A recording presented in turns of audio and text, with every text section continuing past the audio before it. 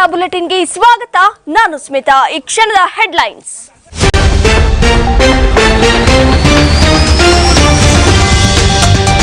ತುಮಕೂರಿನಲ್ಲಿ ದನದ ಕೊಟ್ಟಿಗೆಗೆ ಬಿದ್ದ ಬೆಂಕಿ, ಲಕ್ಷಾಂತರ ಮೌಲ್ಯದ ವಸ್ತುಗಳು ಮತ್ತು ದನ ಕುರಗಳು ಅಗ್ನಿಗಾಹುತಿ. ತುಮಕೂರು ಗ್ರಾಮಾಂತರ ಕ್ಷೇತ್ರದ ಕಾರೇನಹಳ್ಳಿ ಗ್ರಾಮದಲ್ಲಿ ನಡೆದ ಘಟನಾ ಸ್ಥಳಕ್ಕೆ ಗ್ರಾಮಾಂತರ ಶಾಸಕ ಬಿ ಸುರೇಶ್ ಗೌಡ ಭೇಟಿ, ಸಾಂತ್ವನ.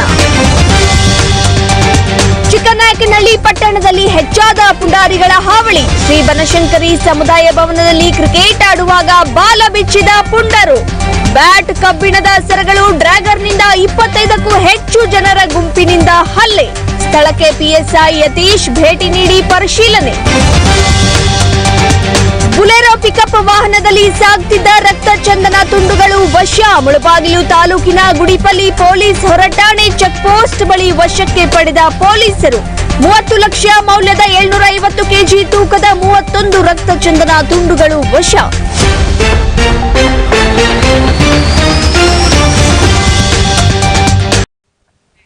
ಬೆಂಕಿಯ ಕೆನ್ನಾಲಿಗೆಗೆ ಕೃಷಿ ಪರಿಕರಗಳು ಸುಟ್ಟು ಕರಕಲಾಗಿದ್ದಾವೆ. ರೈತ ಕಂಗಾಲಾಗಿದ್ದಾನೆ. ಈ ಕುರಿತಂತೆ ಬ್ರೇಕಿಂಗ್ ಲಭ್ಯವಾಗ್ತಿದೆ ನೋಡಿ.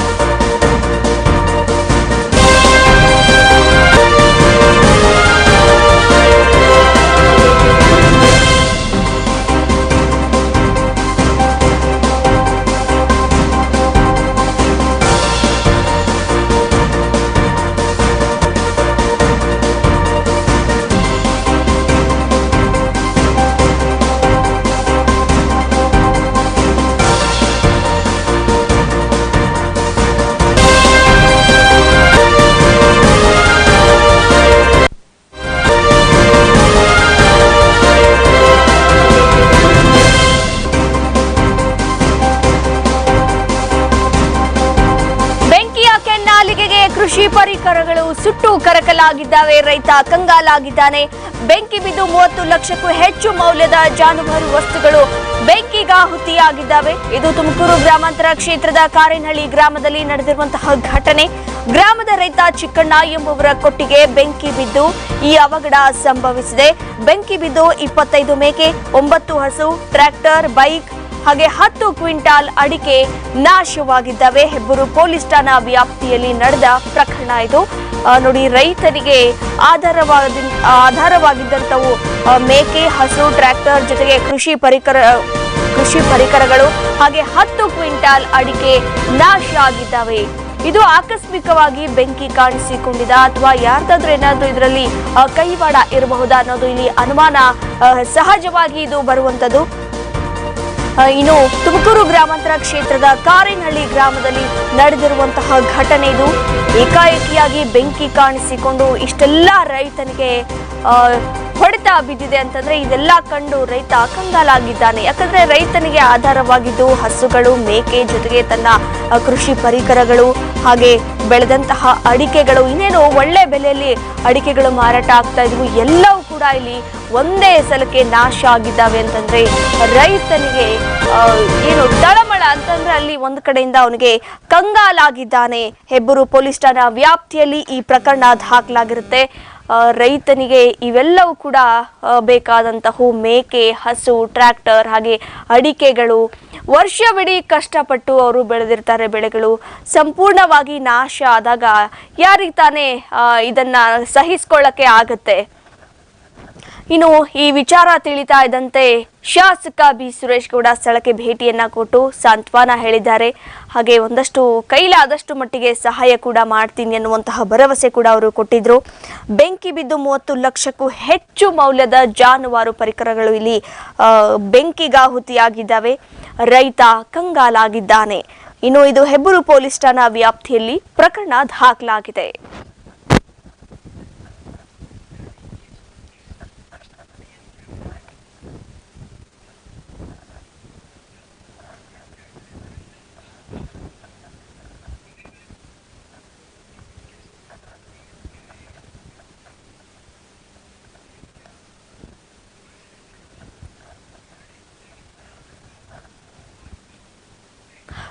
ಮತ್ತಿನಲ್ಲಿ ಅಡ್ಡಾದಿಡ್ಡಿ ವಾಹನ ಚಾಲನೆ ಮಾಡಿದರೆ ಭಯಾನಕ ದೃಶ್ಯಗಳು ಅಮೋಕ್ ಟಿವಿಗೆ ಲಭ್ಯವಾಗಿದೆ. ಈ ಕುರಿತಂತೆ ಮತ್ತೊಂದು ಬ್ರೇಕಿಂಗ್.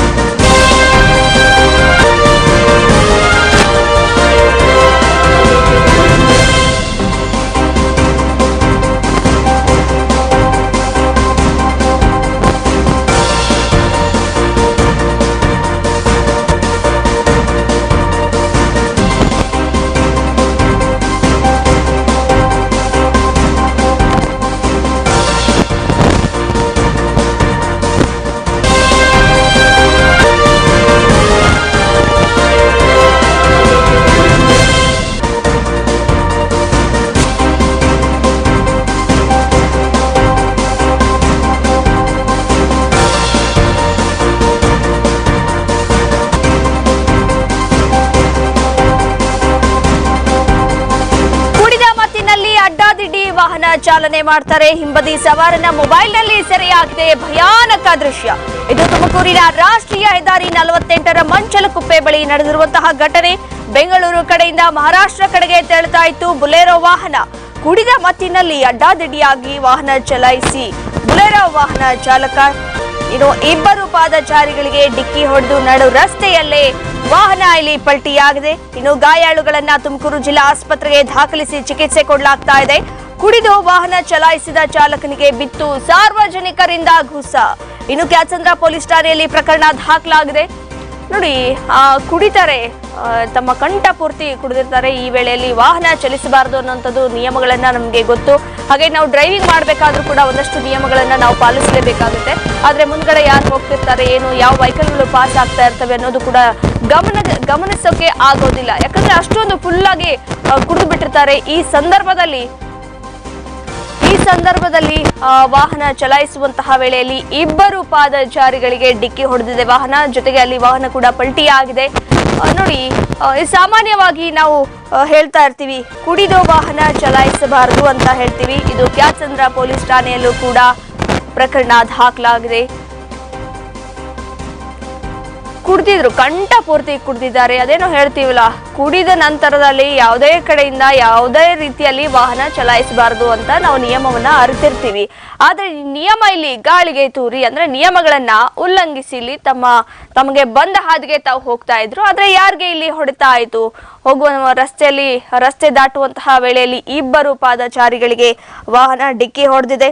ಗಾಯಾಳುಗಳನ್ನ ತುಮಕೂರು ಜಿಲ್ಲಾ ಆಸ್ಪತ್ರೆಗೆ ದಾಖಲಿಸಿ ಚಿಕಿತ್ಸೆ ಕೊಡಿಸಲಾಗ್ತಾ ಇದೆ. ಕುಡಿದು ವಾಹನ ಚಲಾಯಿಸಿದ ಚಾಲಕನಿಗೆ ಸಾರ್ವಜನಿಕರಿಂದ ಘೂಸ. ಯಾಕಂದ್ರೆ ಇಲ್ಲಿ ಅಡ್ಡಾದಿಡ್ಡಿಯಾಗಿ ಮತ್ತೆ ಬೈದಿರ್ತಾರೆ, ಒಂದಷ್ಟು ಗಲಾಟೆಗಳು ಕೂಡ ನಡೆದಿರ್ತವೆ. ಯಾಕಂದ್ರೆ ಡ್ರೈವಿಂಗ್ ಮಾಡ್ಬೇಕಾಗಿತ್ತು ಅಂತಂದ್ರೆ ನಾವು ಫಸ್ಟ್ ಥಿಂಗ್ ಕುಡಿದು ಗಾಡಿಯನ್ನ ಓಡಿಸಬಾರ್ದು. ಜೊತೆಗೆ ಏನು ನಿಯಮಗಳು ಇರ್ತವೆ ಆ ನಿಯಮಗಳನ್ನ ಪಾಲಿಸಲೇಬೇಕು. ಆದ್ರೆ ಇತ್ತೀಚಿನ ದಿನಗಳಲ್ಲಿ ಅಂತಹ ನಿಯಮಗಳು ಗಾಳಿಗೆ ತೂರ್ತಾ ಇದ್ದಾರೆ. ಬೆಂಗಳೂರು ಕಡೆಯಿಂದ ಮಹಾರಾಷ್ಟ್ರ ಕಡೆಗೆ ತೆರಳುತ್ತಾ ಇತ್ತು ಬುಲೆರೋ ವಾಹನ. ಕುಡಿದ ಮತ್ತಿನಲ್ಲಿ ಅಡ್ಡಾದಿಡ್ಡಿಯಾಗಿ ವಾಹನ ಚಲಾಯಿಸಿದ ಬುಲೆರೋ ವಾಹನ ಚಾಲಕ ಇಬ್ಬರು ಪಾದಚಾರಿಗಳಿಗೆ ಡಿಕ್ಕಿ ಹೊಡೆದಿದೆ. ನಡು ರಸ್ತೆಯಲ್ಲೇ ವಾಹನ ಕೂಡ ಪಲ್ಟಿಯಾಗಿದೆ. ಗಾಯಾಳುಗಳನ್ನ ತುಮಕೂರು ಜಿಲ್ಲಾ ಆಸ್ಪತ್ರೆಗೆ ದಾಖಲಿಸಿ ಚಿಕಿತ್ಸೆ ಕೊಡಿಸಲಾಗ್ತಾ ಇದೆ. ಕ್ಯಾತ್ಸಂದ್ರ ಪೊಲೀಸ್ ಠಾಣೆಯಲ್ಲಿ ಪ್ರಕರಣ ದಾಖಲಾಗಿದೆ.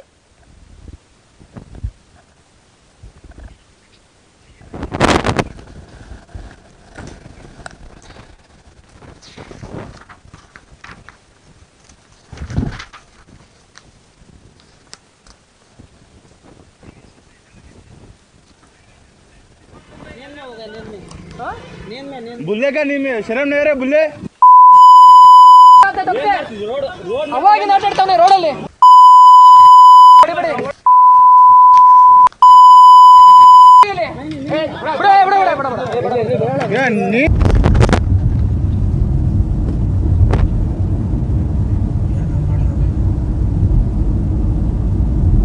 ಕುಡಿದು ಬಿಟ್ಟಿದ್ದಾನ.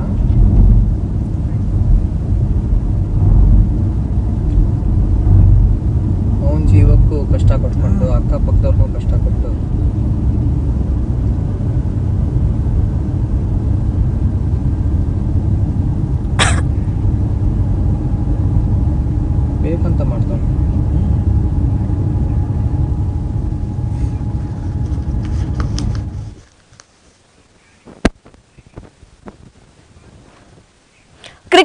ಮಾಡುವ ವೇಳೆ ಎರಡು ಗುಂಪಿನ ನಡುವೆ ಮಾರಾಮಾರಿ ಹಲ್ಲೆ ನಡೆದಿದೆ. ಏನಿದು ಈ ಕುರಿತಂತೆ ಮತ್ತೊಂದು ಬ್ರೇಕಿಂಗ್ ಲಭ್ಯವಾಗ್ತಿದೆ ನೋಡಿ.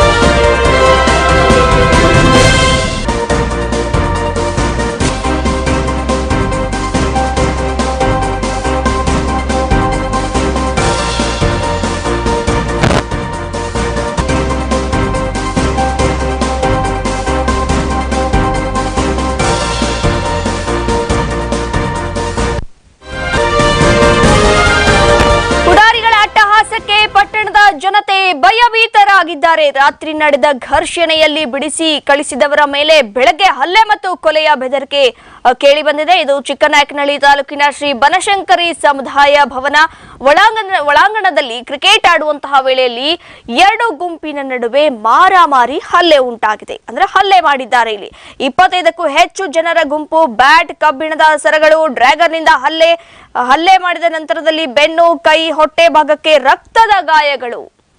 ನೋಡಿ, ಯಾವ ವಿಚಾರಕ್ಕೆ ಕ್ರಿಕೆಟ್ ಆಡ್ತಾ ಇದ್ರು. ಕ್ರಿಕೆಟ್ ಆಡುವಂತಹ ಸಂದರ್ಭದಲ್ಲಿ ಎರಡು ಗುಂಪಿನ ನಡುವೆ ಮಾತಿಗೆ ಮಾತು ಬೆಳೆದು ಅಲ್ಲಿ ತೀರಾ ಈ ಮಟ್ಟಿಗೆ ಇಲ್ಲಿ ಹಲ್ಲೆಯನ್ನ ನಡೆಸಿದ್ದಾರೆ. ಕ್ಷುಲ್ಲಕ ಕಾರಣಕ್ಕೆ ಎರಡು ಗುಂಪುಗಳ ನಡುವೆ ಮಾರಾಮಾರಿ ಇಲ್ಲಿ ನಡೆದಿದೆ.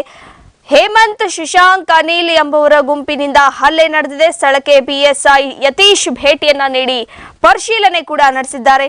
ಪಟ್ಟಣದ ಜನತೆ ಭಯಭೀತರಾಗಿದ್ದಾರೆ. ಯಾಕಂದ್ರೆ 25ಕ್ಕೂ ಹೆಚ್ಚು ಜನರ ಗುಂಪು ಬ್ಯಾಟ್, ಕಬ್ಬಿಣದ ಸರಗಳು, ಡ್ರ್ಯಾಗರ್ನಿಂದ ಹಲ್ಲೆ ಮಾಡಿದ್ರೆ ಇನ್ನು ಸುತ್ತಮುತ್ತಲು ಇರುವಂತಹ ಜನರಲ್ಲಿ ಭಯದ ವಾತಾವರಣ ಸೃಷ್ಟಿಯಾಗುವುದು ಸಹಜನೇ. ಯಾಕಂದ್ರೆ ಇನ್ನು ಹೆಚ್ಚು ಕಡಿಮೆ ಮಾತಾಡಬಾರ್ದು ಅನ್ನುವಂಥದ್ದೇ ಇಲ್ಲಿ ಕನ್ಫ್ಯೂಷನ್ ಕ್ರಿಯೇಟ್ ಆಗುತ್ತೆ. ಯಾಕಂದ್ರೆ ಇಲ್ಲಿ ಆಗಿರೋದೇನು, ಕ್ಷುಲ್ಲಕ ಕಾರಣಕ್ಕೆ ಗಲಾಟೆ ಆಗಿದೆ. ಎರಡು ಗುಂಪಿನ ನಡುವೆ ಮಾರಾಮಾರಿ ನಡೆದಿದೆ. ಡ್ರ್ಯಾಗರ್ನಿಂದ 3 ಮೇಲೆ ಹಲ್ಲೆ ಮಾಡಿ ಗಾಯಗೊಳಿಸಿದ್ದಾರೆ. ಗಾಯಾಳು ಚೇತನ್, ನವೀನ್. ಹಲ್ಲೆ ಮಾಡಿದವರು ಹೇಮಂತ್, ಶಶಾಂಕ್, ಅನಿಲ್ ಎಂಬುವರ ಗುಂಪು ಪಟ್ಟಣದ ಒಳಾಂಗಣ ಕ್ರೀಡಾಂಗಣದಲ್ಲಿ ಆಡುವಂತಹ ವೇಳೆಯಲ್ಲಿ ಸುಮಾರು 25ಕ್ಕೂ ಹೆಚ್ಚು ಜನರ ಗುಂಪು ಇಲ್ಲಿ ಬ್ಯಾಟ್, ಕಬ್ಬಿಣದ ಸರಗಳು, ಡ್ರ್ಯಾಗರ್ನಿಂದ 3 ಮೇಲೆ ಹಲ್ಲೆ ನಡೆಸಿ ಗಾಯಗೊಳಿಸಿದ್ದಾರೆ. ವಿಚಾರ ತಿಳಿತಾ ಇದ್ದಂತೆ ಸ್ಥಳಕ್ಕೆ PSI ಯತೀಶ್ ಭೇಟಿಯನ್ನ ಕೊಟ್ಟು ಪರಿಶೀಲನೆ ಕೂಡ ನಡೆಸಿದ್ದಾರೆ. ಯಾವ ವಿಚಾರಕ್ಕೆ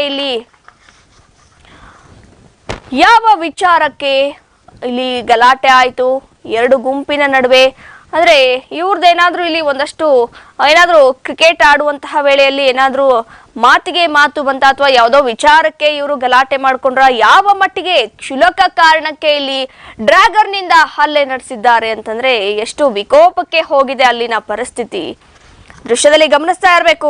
ಬಾರಿ ಕ್ಲಿಯರ್ ಕಟ್ ಆಗಿ ನಾವು ತೋರಿಸ್ತಾ ಇದ್ದೀವಿ. ಇದು ಚಿಕ್ಕನಾಯಕನಹಳ್ಳಿ ತಾಲೂಕಿನ ಶ್ರೀ ಬನಶಂಕರಿ ಸಮುದಾಯ ಭವನದಲ್ಲಿ ಒಳಾಂಗಣದಲ್ಲಿ ಕ್ರಿಕೆಟ್ ಆಡುವಂತಹ ವೇಳೆಯಲ್ಲಿ ಈ ಘಟನೆ ನಡೆದಿದೆ.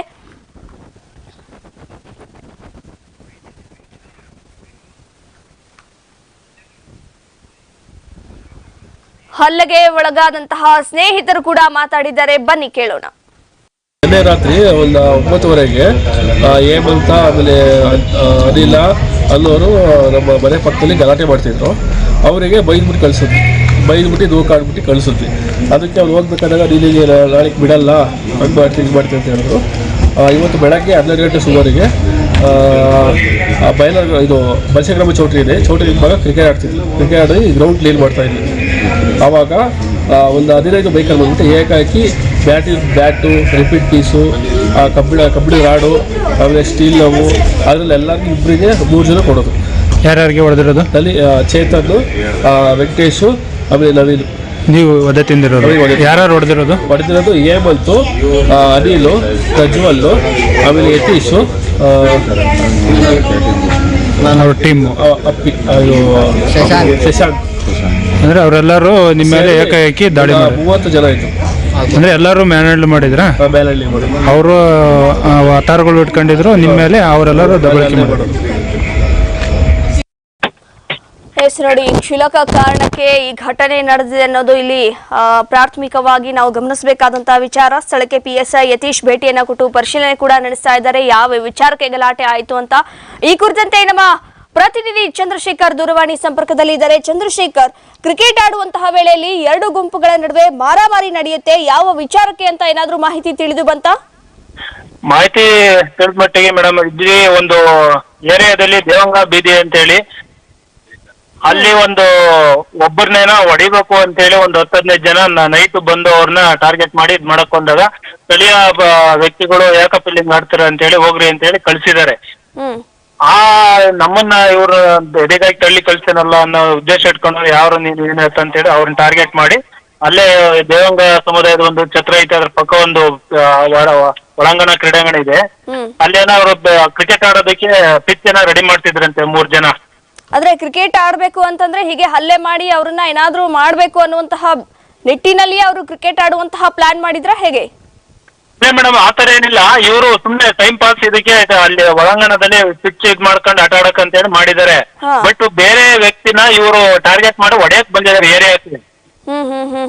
ಆ ಟೈಮಲ್ಲಿ ಇವ್ರೇನ್ ಬಾಯಿ ಬಂದಂಗೆಲ್ಲ ಬೈಕೊಂಡು ಅವಾಚ್ಯ ಪದಗಳನ್ನೆಲ್ಲ ನಿಂತ್ಕೊಂಡು ಓಡಾಡ್ತಿದ್ರಲ್ಲ, ಯಾಕೆ ಹಿಂಗ್ ಆಡ್ತಾರಪ್ಪ ಈ ಏರಿಯಾದಲ್ಲಿ, ಹೋಗ್ರಿ ಅಂತ ಹೇಳಿ ಕಳಿಸೋದಕ್ಕೆ ಆ ವ್ಯಕ್ತಿನ ಕಳ್ಸಿದ್ದನ್ನ ನಮ್ಮನ್ ದೂಕಿ ಕಳ್ಸಿನಲ್ಲ ಅಂತ ಹೇಳಿ ಅವ್ರ ಮೇಲೆ ಸೈಡ್ ಇಟ್ಕೊಂಡು ನಾಳೆ ನೋಡಂಬ ನೀನ್ ನೋಡ್ಕೊಂತೀವಿ ಅಂತ ಹೇಳಿ ಬಂದವರು. ಅಲ್ಲಿ ಕ್ರಿಕೆಟ್ ಪಿಚ್ ಏನ್ ರೆಡಿ ಮಾಡ್ಕೊಂಡು ಆಟ ಆಡಕ್ಕೆ ಅಂತ ಹೇಳಿ ಸೇರಿದ್ರಲ್ಲ, ಅವ್ರ ಮೇಲೆ ಏಕಾಏಕಿ ಕ್ರಿಕೆಟ್ ಬ್ಯಾಟು ಮತ್ತೆ ಕಬ್ಬಿಣದ ಸರಳು ರಿಪೀಟ್ ಮೇಲೆ ಏಕಾಏಕಿ ಹೊಡೆದ್ಬಿಟ್ಟಿದ್ದಾರೆ. ಚಂದ್ರಶೇಖರ್, ಈಗ ನಾವು ಒಂದು ಇಲ್ಲಿ ಗಮನಿಸಬೇಕಾಗುತ್ತೆ, ಯಾಕಂದ್ರೆ ಇಲ್ಲಿ ಸ್ಟೇಟ್ಮೆಂಟ್ ನಮ್ಗೆ ತಿಳಿದು ಬಂದ ಇದು ಕ್ಷುಲ್ಲಕ ಕಾರಣಕ್ಕೆ ಅಂತ ಹೇಳ್ತಾ ಇರೋದು. ಯಾಕಂದ್ರೆ ಯಾವುದೋ ಒಂದು ವ್ಯಕ್ತಿಗೆ ಇಲ್ಲಿ ಕರೆಸಿ ಇಲ್ಲಿ ಹಲ್ಲೆ ಮಾಡ್ತಾ ಇದ್ದಾರೆ ಅಂತಂದ್ರೆ ಯಾವ ವಿಚಾರ ಅಂತ ಏನಾದ್ರೂ ಇಲ್ಲಿ ಬಹಿರಂಗವಾಯ್ತಾ ಹೇಗೆ? ಮೇಡಮ್, ಅದೇ ಬಹಿರಂಗ ಅಂತಂದ್ರೆ ಆ ವ್ಯಕ್ತಿ ಅವನು ಬೆಂಗಳೂರಲ್ಲಿ ಇದ್ನಂತೆ. ಅವ್ನು ಬಂದು ಇನ್ನು ರೀಸೆಂಟ್ ಒಂದು ವಾರನೂ ಆಗಿಲ್ಲ ಅಷ್ಟೇ, ಈಗಿನ ಊರಿಗೆ ಬಂದಿದ್ದಾನೆ. ಆ ವ್ಯಕ್ತಿ ಇವರ ಅವಾಚ್ಯ ಪದಗಳನ್ನ ಏರಿಯಾದಲ್ಲಿ ಹೆಣ್ಮಕ್ಳೆಲ್ಲ ಇರ್ತಾರೆ, ಬಾಯಿ ಬಂದಂಗ್ ಬೈತವ್ರ ಅಂತೇಳಿ ಕಳ್ಸಿದಕ್ಕೆ ಇವನು ನಮ್ಮನಿಗೆ ಟಾರ್ಗೆಟ್ ಮಾಡಿ ಬೈಕ್ ಕಳ್ಸಿನಲ್ಲ ಈ ಏರಿಯಾದಲ್ಲಿ ಅವನು ಅಂತೇಳಿ ಅವನ್ ಟಾರ್ಗೆಟ್ ಮಾಡಿ ಮಾರ್ನಿಂಗು ಅಲ್ಲಿ ಆಟ ಆಡಬೇಕು ಪಿಚ್ ರೆಡಿ ಮಾಡ್ಕೊಂಡು ಆಟ ಆಡಕ್ಕಂತ ಸೇರಿದ್ದ ಸಂದರ್ಭದಲ್ಲಿ ಒಂದೇ ಸಲ ಒಂದ್ 25-30 ಜನ ಬೈಕ್ ಅಲ್ಲಿ ಅಡ್ಡಗಟ್ಟಿ ಎಲ್ಲ ಪೂರ್ತಿ ಪಿಚ್ಗೆ ಹೋಗಿ ಅಲ್ಲೇ ಹಿಡ್ಕೊಂಡು ಹೊಡೆದಿದ್ದಾರೆ. ಪೊಲೀಸರು ಕೇಸ್ ಮಾಡಿದ್ದಾರೆ ಮೇಡಮ್. ಗಾಯಾಳುಗಳ ಸ್ಥಿತಿಗತಿಗಳು ಹೇಗಿದ್ದಾವೆ ಮೇಡಮ್? ಪಚ್ಚಿಗೆ ಮತ್ತೆ ಮೊಣಕೈ ಇದು ಮುಂಗೈ ಎಲ್ಲ ಮೂಳೆ ಬ್ರೇಕ್ ಆಗಿರ್ಬೋದು, ಊದ್ಕೊಂಡಿದೆ. ನೆಕ್ಸ್ಟ್ ಬೆನ್ನಿಗೆಲ್ಲ ಕಬ್ಬಿಣದ ಇದ್ರಾಗೆಲ್ಲ ಹೊಡೆದಾರೆ, ಡ್ರ್ಯಾಗರ್ ಅಲ್ಲೆಲ್ಲ ಚುಚ್ಚಿದ್ದಾರೆ ಅಂತೆ. ಈ ತರದೆಲ್ಲ ನಡೆದಿದೆ ಮೇಡಮ್. ಇಲ್ಲಿ ಈ ತರ ಪುಡಿಗೋ ರೋಡ್ಗಳು ಈ ತರ ಆಗ್ತಾರೆ, ಜನತೆ ಪಟ್ಟಣದವರು ಒಂದ್ ಸ್ವಲ್ಪ ಭಯಭೀತರಾಗಿದ್ದಾರೆ. ಓಕೆ ಚಂದ್ರಶೇಖರ್, ಧನ್ಯವಾದಗಳು ತಮ್ಮ ಡೀಟೇಲ್ಸ್ಗಾಗಿ. ಪಟ್ಟಣದ ಜನತೆ ಕೂಡ ಇಲ್ಲಿ ಭಯಭೀತರಾಗಿದ್ದಾರೆ. ಯಾವುದೋ ಒಂದು ಸಣ್ಣ ಪುಟ್ಟ ವಿಚಾರಕ್ಕೆ ಕ್ಷುಲ್ಲಕ ಕಾರಣಕ್ಕೆ ಈ ಹಲ್ಲೆ ನಡೆದಿದೆ ಅನ್ನೋದು ಕೂಡ ಇಲ್ಲಿ ಬಹಿರಂಗವಾಗ್ತಾ ಇರುವಂತಹ ವಿಚಾರ. 25ಕ್ಕೂ ಹೆಚ್ಚು ಜನರ ಮೇಲೆ ಈ ಒಂದು ಡ್ರ್ಯಾಗನ್ ನಿಂದ ಹಲ್ಲೆ ನಡೆಸಿ ಬೆನ್ನು, ಕೈ, ಹೊಟ್ಟೆ ಭಾಗಕ್ಕೆ ರಕ್ತದ ಗಾಯಗಳಾಗಿದ್ದಾವೆ. ಸ್ಥಿತಿಗಳು ಕೂಡ ಅಂತಾಪರಿ ಗಂಭೀರವಾಗಿ ಅಂತದೇನಿಲ್ಲ, ಒಂದ್ ಕಡೆಯಿಂದ ಚಿಕಿತ್ಸೆ ಕೂಡ ಅವರಿಗೆ ನೀಡಲಾಗ್ತಾ ಇದೆ. ಸ್ಥಳಕ್ಕೆ PSI ಯತೀಶ್ ಅವರು ಭೇಟಿಯನ್ನ ನೀಡಿ ಮತ್ತಷ್ಟು ಪರಿಶೀಲನೆ ನಡೆಸಿದ್ದಾರೆ.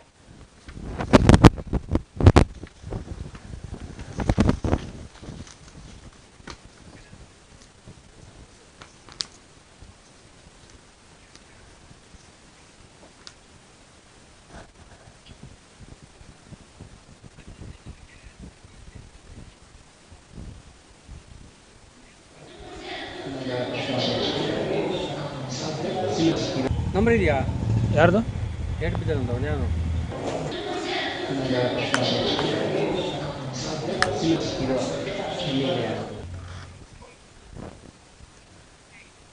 ರಕ್ತ ಚಂದನ ತುಂಡುಗಳು ಕದ್ದು ಮುಚ್ಚಿ ವಾಹನದಲ್ಲಿ ಸಾಗಿಸ್ತಾ ಇದ್ರು. ಆದ್ರೆ ಇದೀಗ ಪೊಲೀಸರ ಕೈಗೆ ಬಿದ್ದು ಲಾಕ್ ಆಗಿದ್ದಾರೆ. ಈ ಕುರಿತಂತೆ ಮತ್ತೊಂದು ಬ್ರೇಕಿಂಗ್ ಲಭ್ಯವಾಗ್ತಿದೆ ನೋಡಿ.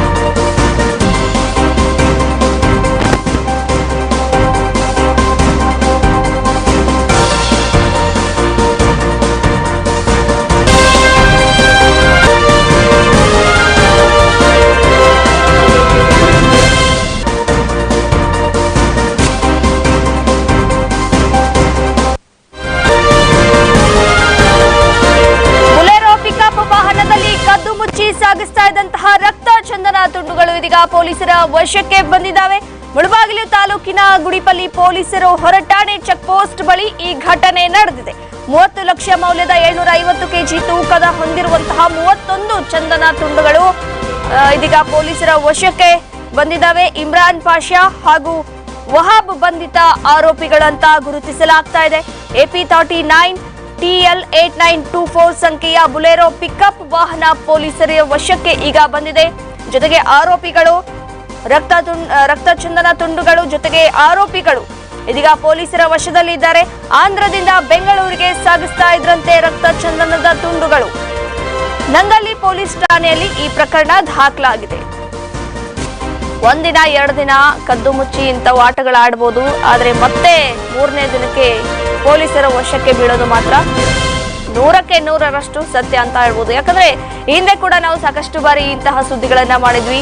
ಈ ರಕ್ತ ಚಂದನ ತುಂಡುಗಳು ಯಾರು ಕೊಂಡುಕೊಳ್ಳೋ ಹಾಗಿಲ್ಲ. ಹಾಗೆ ಇದನ್ನ ಬೇರೆ ಕಡೆಗೆ ಕಳಿಸೋದಾಗ್ಲಿ ಅಥವಾ ಇದನ್ನ ಸಾಗಿಸ್ತಾ ಇರೋದಾಗ್ಲಿ ಇಂತಹದ್ದೇನಾದ್ರೂ ಕಂಡು ಬಂತು ಅಂತಂದ್ರೆ ಖಂಡಿತವಾಗಿಲೂ ಕೂಡ ನೀವು ಲಾಕ್ ಆಗೋದ್ರಲ್ಲಿ ಯಾವುದೇ ಡೌಟ್ ಇಲ್ಲ. ಇಲ್ಲಿ ಎಷ್ಟೋ ಜನ ನೋಡಿ ಇಂತಹ ಕದ್ದು ಮುಚ್ಚಿ ಆಟ ಆಡಿರ್ತಾರೆ, ಕಾನೂನನ್ನ ಕಣ್ಣು ತಪ್ಪಿಸಿರ್ತಾರೆ, ಜೊತೆಗೆ ಪೊಲೀಸರ ಕಣ್ಣು ಕೂಡ ತಪ್ಪಿಸಿರ್ತಾರೆ. ಆದ್ರೆ ಮುಂದೆ ಒಂದು ಕಡೆಗೆ ಇಲ್ಲಿ ಲಾಕ್ ಆಗಿ ಈ ರೀತಿಯಾಗಿ ವಶಕ್ಕೆ ಪಡೆದುಕೊಳ್ಳಲಾಗುತ್ತೆ. ನಿಮ್ಮ ಬಿಸ್ನೆಸ್ಗಳು ಏನೇನಿರ್ತವೆ ಇದರಿಂದ ನಿಮ್ಗೆ ಏನಾದ್ರೂ ಒಂದ್ ಕಡೆಯಿಂದ ಲಾಭ ಆಗ್ಬಹುದು, ಆದ್ರೆ ಇದು ಈ ರೀತಿ ಮಾಡುವಂತದ್ದು ಅಲ್ಲ.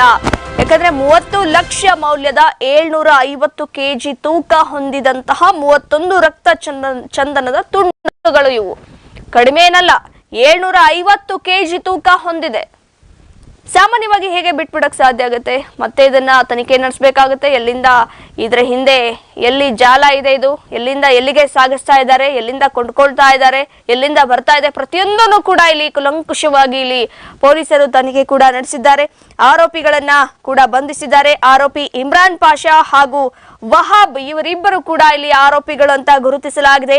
AP39 TL8924 ಸಂಖ್ಯೆಯ ಬುಲೆರೋ ಪಿಕಪ್ ವಾಹನ ಪೊಲೀಸರ ವಶಕ್ಕೆ ಬಂದಿದೆ. ಆಂಧ್ರದಿಂದ ಬೆಂಗಳೂರಿಗೆ ಸಾಗಿಸ್ತಾ ಇದ್ರು ಇವರು ರಕ್ತ ಚಂದನದ ತುಂಡುಗಳು. ನಂಗಲಿ ಪೊಲೀಸ್ ಠಾಣೆಯಲ್ಲಿ ಪ್ರಕರಣ ದಾಖಲಾಗಿದೆ. ಪ್ರತಿಯೊಂದು ಚೆಕ್ ಪೋಸ್ಟ್ಗಳಲ್ಲೂ ಕೂಡ ಬಹಳ ಕೇರ್ಫುಲ್ ಆಗಿ ನೀವು ಹೋಗ್ಬೇಕಾಗತ್ತೆ. ಯಾಕಂದ್ರೆ ವಾಹನಗಳು ಚೆಕ್ ಮಾಡಿನೇ ಮುಂದೆ ಬಿಡ್ತಾರೆ.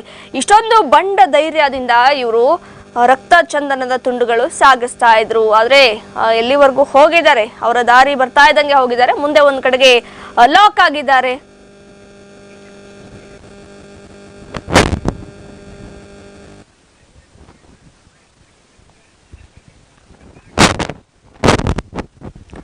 $30 ಲಕ್ಷ ಮೌಲ್ಯದ 750 ಕೆಜಿ ತೂಕ ಹೊಂದಿದೆ. 31 ರಕ್ತ ಚಂದನದ ತುಂಡುಗಳು ದೃಶ್ಯದಲ್ಲಿ ಗಮನಿಸ್ತಾ ಇದ್ದೀರಿ. ಬಹಳ ನಾವು ಕ್ಲಿಯರ್ ಕಟ್ ಆಗಿ ನಿಮ್ಗೆ ತೋರಿಸ್ತಾ ಇದೀವಿ ಎಲ್ಲಿಂದ ಎಲ್ಲಿಗೆ ಸಾಗಿಸ್ತಾ ಇದ್ರು. ಆರೋಪಿಗಳು ಕೂಡ ಇಮ್ರಾನ್ ಪಾಷಾ ಹಾಗೂ ವಹಾಬ್ ಬಂಧಿತ ಆರೋಪಿಗಳು ಅಂತ ಹೇಳಲಾಗ್ತಾ ಇದೆ. ಒಂದು ಕಡೆಗೆ ಆರೋಪಿಗಳು, ಮತ್ತೊಂದು ಕಡೆಗೆ ವಾಹನ, ಜೊತೆಗೆ ರಕ್ತ ಚಂದನ ತುಂಡುಗಳು ಪೊಲೀಸರ ವಶಕ್ಕೆ ಇವು ಇದಾವೆ. ನಂಗಲಿ ಪೊಲೀಸ್ ಠಾಣೆಯಲ್ಲಿ ಪ್ರಕರಣ ದಾಖಲಾಗಿದೆ.